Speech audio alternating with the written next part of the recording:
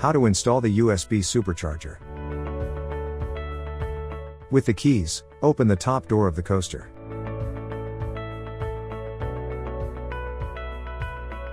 Disconnect the USB cable from the USB hub. It may be that your simulator doesn't have a USB hub, and the cable is connected directly to the computer.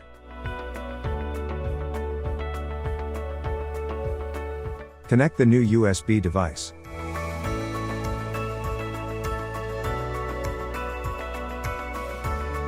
Connect the headset's USB to the device.